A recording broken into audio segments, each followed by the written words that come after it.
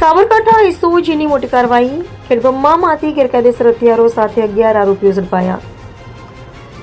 નાયબ પોલીસ મહાનિરીક્ષક વિરેન્દ્રસિંહ યાદવ અને પોલીસ અધિક્ષક ડોક્ટર પાર્થરાજસિંહ ગોયલની સૂચના હેઠળ સાબરકાંઠા એસઓજી પોલીસે કાયદો અને વ્યવસ્થા જાળવવાના ભાગરૂપે એક સફળ ઓપરેશન હાથ ધર્યું છે. શું હતી ઘટના? આગામી રથયાત્રાના અનુસંધાને જિલ્લામાં શાંતિ જળવાઈ રહે તે માટે પોલીસ સતર્ક હતી. આ દરમિયાન એસઓજીના પોલીસ ઇન્સ્પેક્ટર AM વાળાના માર્ગદર્શન હેઠળ અને પોલીસ સબ ઇન્સ્પેક્ટર PM ઝાલાની રાબરીમાં સ્ટાફ પેટ્રોલિંગમાં હતો. ખેડબ્રહ્મા તાલુકાના ગોતા ગામે કેટલાક કિસ્મો શિકાર કરવા માટે હથિયારો સાથે આવ્યા હોવાની ખાનગી બાતમી પોલીસને મળી હતી.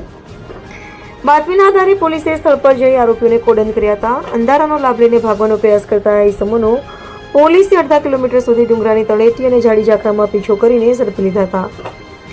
જપ્ત કરેલ મુદ્દામાલ આરોપીઓ 11 ગેરકાયદેસર હથિયાર, 3 મોટરસાયકલ, 11 મોબાઈલ, કુલ કિંમત ₹5,56,000નો મુદ્દામાલ જપ્ત કરવામાં આવ્યો છે. તમામ આરોપીઓ વિરુદ્ધ ખેડબ્રહ્મા પોલીસ સ્ટેશન ખાતે આર્મ્સ એક્ટ હેઠળ ગુનો દાખલ કરી આગળની કાયદેસરની કાર્યવાહી હાથ ધરવામાં આવી છે. અહેવાલ આબિદ અલી બોરા, સાબરકાંઠા.